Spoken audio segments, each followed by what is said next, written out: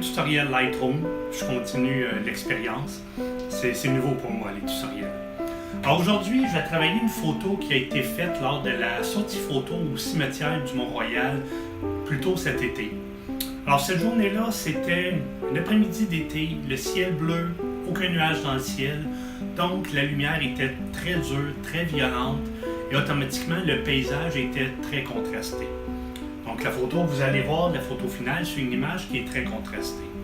La raison pour laquelle je prends le temps de parler du contraste, c'est tout simplement que lorsqu'on travaille une photo à l'ordinateur, ou en chambre noire si vous êtes en argentique, lorsqu'on travaille une photo, il faut toujours respecter le contraste qu'il y avait dans la scène originale qu'on a photographiée. Aujourd'hui, à l'ordinateur, c'est très facile de prendre une image excessivement contrastée et d'en diminuer le contraste au point où on a un peu l'impression que l'image a été faite avec une lumière diffuse. Seulement, lorsqu'on regarde une photo qui a été manipulée comme ça, l'image est dérangeante à regarder. Pourquoi? Tout simplement parce que le contraste qu'on voit dans la photo n'est pas cohérent avec le contraste qu'il y avait au moment de la prise de vue. Il y a toujours des éléments visuels dans une photo qui nous informent de la lumière et du contraste qu'il y avait au moment de la prise de vue. Et si la gestion du contraste dans la photo est incohérente avec ces éléments visuels-là, on a un problème. Donc, surveillez votre contraste quand vous travaillez les photos à l'ordinateur. Respectez le contraste qu'il y avait dans la scène au moment de la prise de vue. C'est le conseil du jour. Le contraste, faites attention.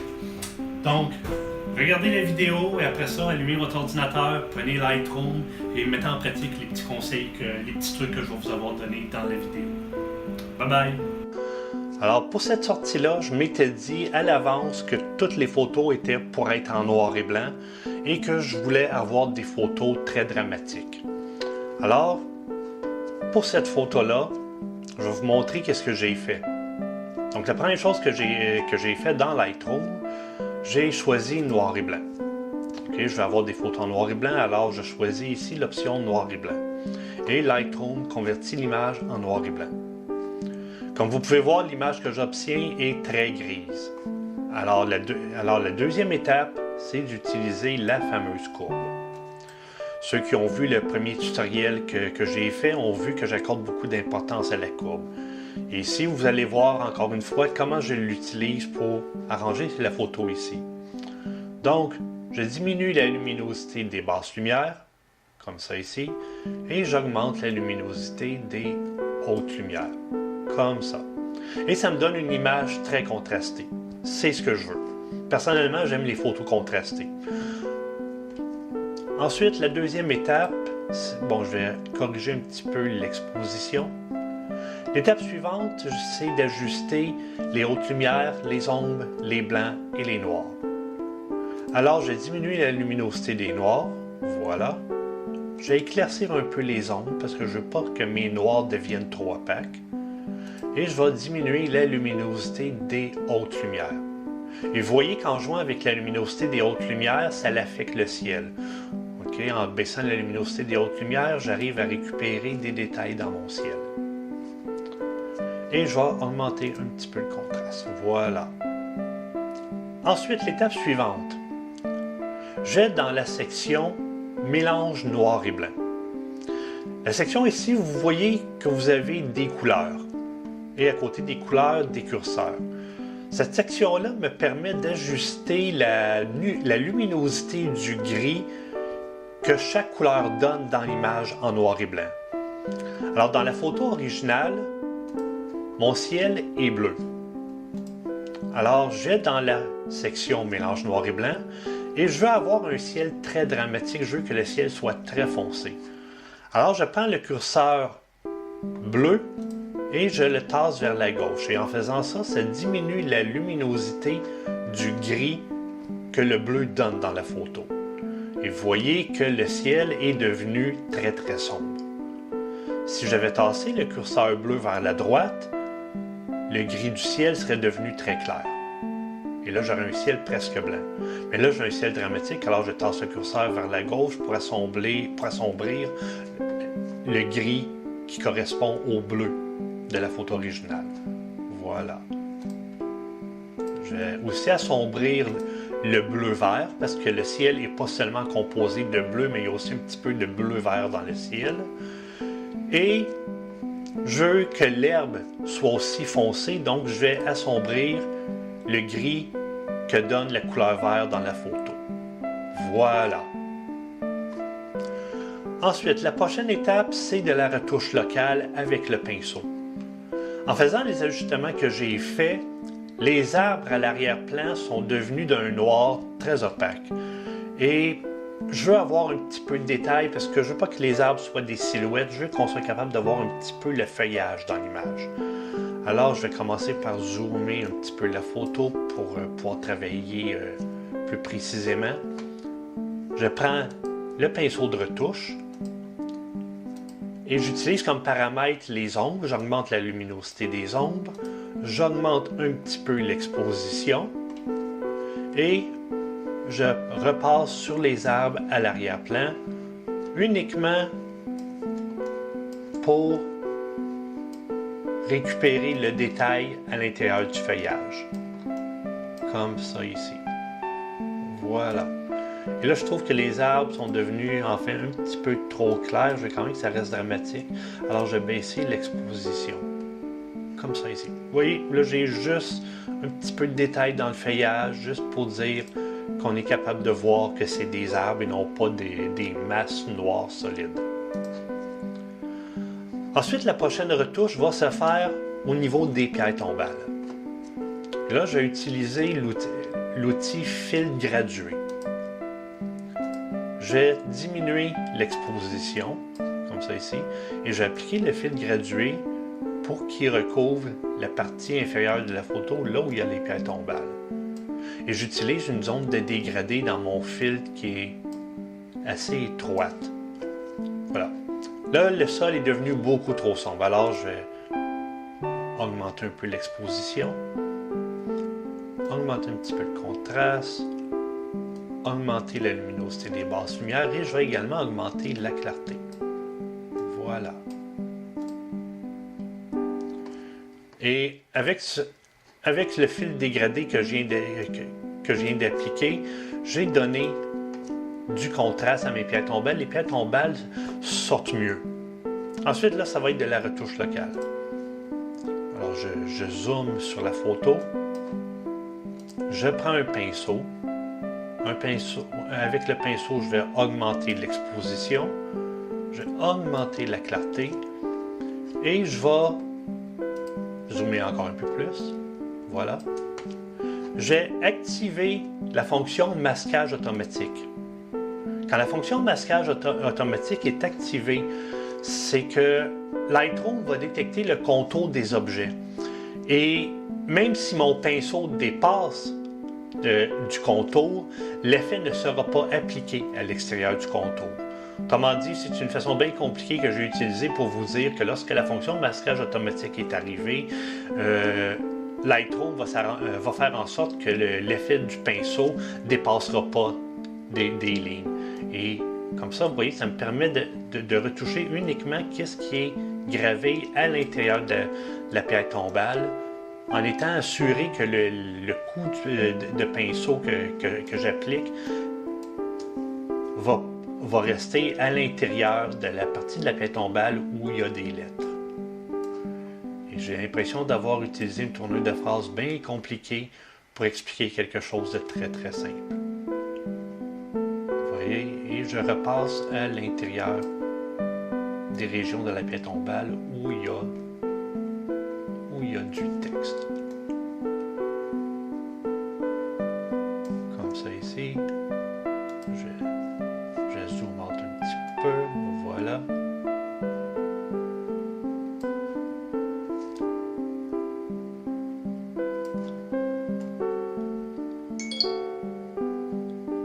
Comme ça ici.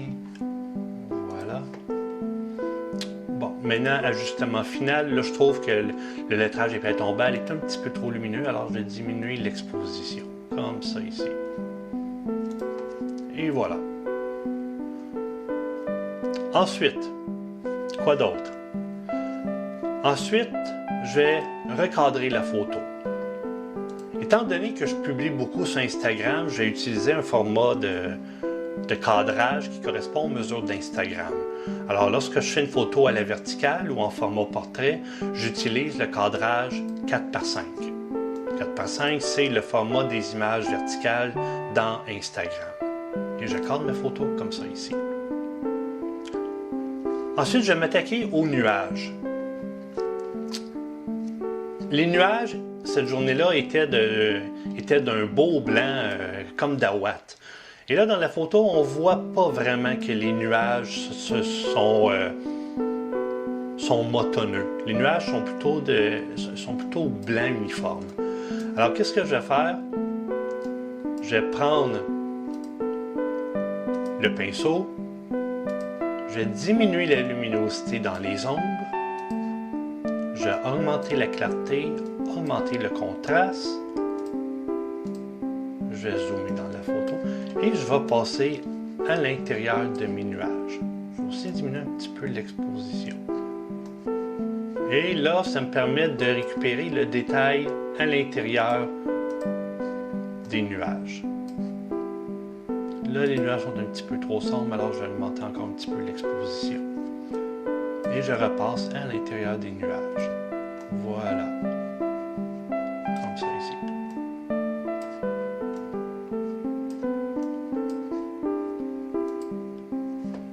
Et là, on voit la texture à l'intérieur des nuages. On voit les nuages. Je diminue un petit peu le contraste dans les nuages, augmenter un petit peu les ombres. Et là, on est capable de voir dans les nuages là, la forme et la texture des nuages. On voit que les nuages sont comme des boules de ouate.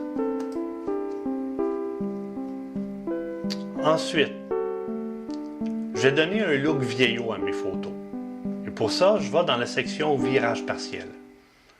Dans les hautes lumières, j'ajoute une teinte de jaune orangé. Dans les basses lumières, j'ajoute une teinte de violet, comme ça ici. Et je mets la balance des couleurs vers la droite pour que la teinte de jaune des hautes lumières soit dominante. Et là, c'est un petit peu d'ajustement à faire. Okay? Là, je trouve que mes basses lumières sont un peu trop rouges, alors je vais les ramener vers le bleu. Je vais aussi diminuer la saturation de la teinte de violet des basses lumières. Je vais diminuer la saturation de la teinte d'orangé des hautes lumières et ça donne une photo avec un aspect vieillot. Et un petit peu de vignettage, juste pour aider à cadrer la photo. Voilà, comme ça ici. Vous voyez que le vignettage que j'ai ajouté est très subtil. Et si vous avez la photo sans vignettage et avec vignettage, le vignettage est très léger. Seulement le vignettage vient faire une différence dans l'image. Si on regarde la photo sans vignettage, ok, la photo est belle. Mais avec le vignettage, le fait que la bordure de la photo devient légèrement sombre, ça fait en sorte que le regard s'en va vers le centre de la photo. Et là, l'arbre devient vraiment le sujet principal, ainsi que la pierre tombale au centre. Le vignettage vient indiquer aux yeux de s'en aller vers le centre de l'image. Alors voilà, vous avez ma photo finale. Je pourrais aussi, pour augmenter l'aspect vieillot, ajouter un peu de grain dans la photo. Un peu comme les films qu'on utilisait à l'époque lorsqu'on utilisait un traitement chimique pour accentuer le grain. Qu'est-ce qu'on faisait à l'époque avec les films quand on voulait une image granuleuse? C'est qu'on développait le film dans un révélateur chaud et ensuite on le mettait dans un bain d'arrêt froid. Et le grain du film éclatait et ça donnait une image très granuleuse. Et ça donnait une texture à l'image, ça donnait un aspect vieillot, un aspect un peu vaporeux lorsque le grain était très très gros. En numérique, on peut faire la même chose simplement en ajoutant du grain. Alors pour ajouter du grain, pour pouvoir voir le grain dans ma photo, je dois zoomer. Je dois zoomer beaucoup parce que le grain c'est quand même quelque chose de très petit. Alors j'ajoute du grain comme ça ici, vous voyez là l'image devient granuleuse. J'ajuste la taille du grain. Et ici, la cassure. La cassure, dans le fond, c'est tout simplement la forme que le grain va prendre. Et là, c'est d'ajuster ça pour jusqu'à temps qu'on ait une texture de grain qu'on trouve plaisante. Seulement, gardez en tête que lorsque vous ajoutez du grain, automatiquement, les détails fins de l'image vont être gommés parce que le grain va faire en sorte qu'on ne sera plus capable de voir clairement les détails fins. Donc, si vous avez une photo dans laquelle vous avez des détails fins qui sont importants pour bien saisir l'image, ajoutez pas de grain, parce que sinon vous allez faire disparaître les détails fins. Comme par exemple, si vous avez une photo, une macro photo de fleurs et que vous voulez qu'on soit capable de voir dans la photo les veines à l'intérieur des pétales de la fleur, si vous ajoutez du grain, le grain va faire disparaître ces détails-là. Et là, votre photo ne fonctionnera plus.